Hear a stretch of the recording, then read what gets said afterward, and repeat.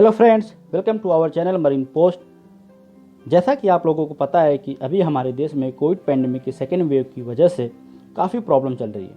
Vaccination start होने के बाद थोड़ी सिचुएशन अंडर कंट्रोल होने की उम्मीद है, पर अभी भी जब तक वैक्सीनेशन लार्ज पॉपुलेशन को कवर नहीं करेगी तब तक ये प्रॉब्लम हमें फेस करना है।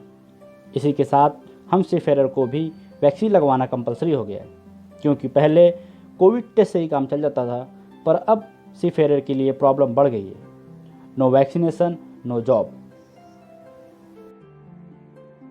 वीडियो में आगे बढ़ने से पहले अगर आप इस चैनल पर नए हैं तो चैनल को सब्सक्राइब कर लें और बेल आइकन को जरूर प्रेस कर लें ताकि इस टाइप की इन्फॉर्मेटिव वीडियो आप तक सबसे पहले पहुंचे।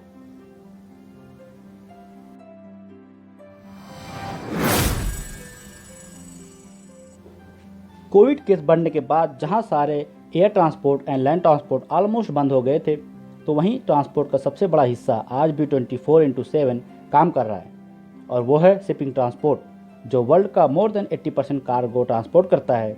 जहां लाखों सीफेरर इन शिपों पे काम करते हैं और इस पैंडेमिक में भी अपनी ड्यूटी कर रहे हैं। अलग अलग कंट्रीज़ में जाते हैं जहां पे इन्हें कोविड रिस्क भी बढ़ जाता है। ऐसे में सीफेरर को वैक्सीनेशन बहुत इंपॉर्टेंट हो गया है। हमारे देश का मेजर पॉपुलेशन इन सीफेरर से अनजान है। उन्हें नहीं पता है वो क्या क्या रिस्क उठाते हैं अपनी ड्यूटी के टाइम।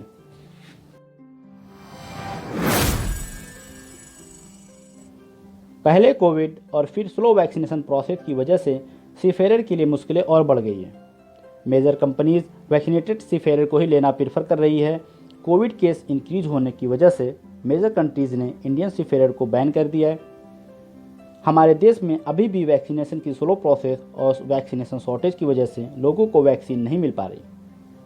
गवर्नमेंट ने भी सीफेरर को कोई प्रायोरिटी नहीं दी है, जिसकी वजह से सीफेरर वैक्सीनेट नहीं हो पा रहे हैं और अदर कंट्रीज़ के सीफेरर इंडियन सीफेरर की जगह लेते जा रहे हैं, जो इंडियन सीफेरर के जॉब के लिए बड़ा प्रॉब्लम क्रिएट कर सकता है।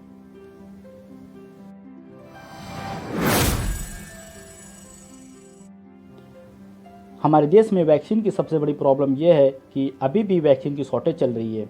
हमारे देश में 2 वैक्सीन अवेलेबल हैं, कोविशील्ड, कोवैक्सीन। कोविशील्ड जो पहले सेकेंड डोज का गैप 4 to 6 वीक था, जिसे अब बढ़ाकर 12 to 16 वीक कर दिया गया है। आम लोग जो देश के अंदर ही रहकर काम करते हैं उन्हें इस एक्सटेंशन पीरियड से कोई खास प्रॉब्लम नहीं होगी, लेकिन एक सीफेरर के लिए एक बड़ी प्रॉब्लम है। वो तब तक शिप ज्वाइन नहीं कर सकता जब तक कि दोनों डोज कंप्लीट ना हो जाए। कोवैक्सीन जो अभी तक WHO से अप्रूव नहीं है, जिसकी वजह से इंटरनेशनली इसे एक्सेप्ट नहीं किया जा रहा है।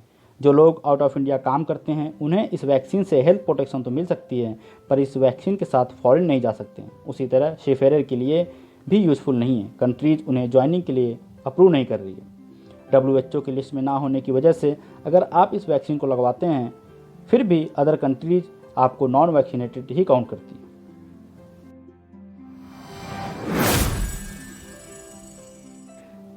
डीजी शिपिंग जो मिनिस्ट्री ऑफ शिपिंग के अंडर काम करती है, जैसा कि आप लोग जानते हैं, जो इंडियन रजिस्टर्ड शिप्स हैं और जो इंडियन सीफेरर हैं उनसे related safety and life, health, vessel, environment के लिए रिस्पॉन्सिबल है।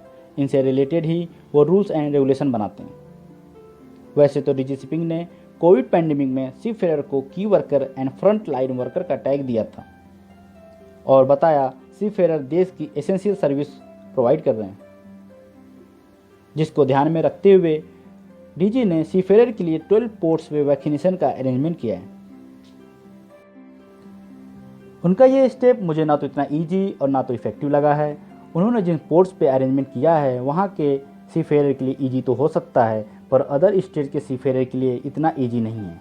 जैसे यूपी, MP, दिल्ली, हरियाणा और बिहार, इन जैसे अदर स्टेट हैं जहाँ के सीफेरर के लिए काफ़ी ट्रैवल करके एक वैक्सीन के लिए उन पोर्ट्स पे जाना होगा, और ये इतना इजी भी नहीं है। वैक्सीन के लिए सिर्फ कंपनीज ही रजिस्टर कर सकती है, तब जाकर आप वहाँ पर वैक्सीन ले सकते हैं, अगर अवेलेबल रही तो। Again it's your luck.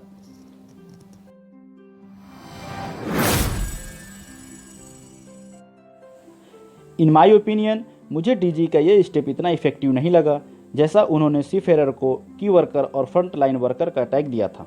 उसके अकॉर्डिंग उन्हें सीफेरर को एक प्रायोरिटी लिस्ट में रखना चाहिए था, ताकि सीफेरर अपने किसी भी नियर बाई वैक्सीनेशन सेंटर में जाकर अपना डॉक्यूमेंट दिखाकर वैक्सीन ले सकें।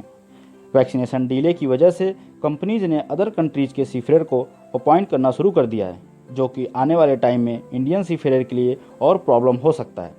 और national union seafarer of India, जो एक लीडिंग सीफेरर यूनियन है, उन्होंने भी इस पॉइंट को उठाया है कि सीफेरर गवर्नमेंट की प्रायोरिटी में नहीं है, जो सीफेरर के लिए अच्छा नहीं है, और कंपनीज वैक्सीनेटेड सीफेरर को अपॉइंट कर रहे हैं, जिससे इंडियन सीफेरर के एम्प्लॉयमेंट पर डायरेक्ट इफेक्ट पड़ेगा।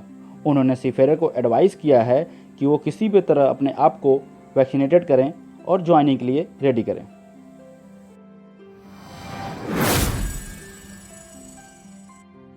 देखा जाए तो सॉल्यूशन के नाम पर सीफेरर के लिए फ़िलहाल कुछ भी नहीं है।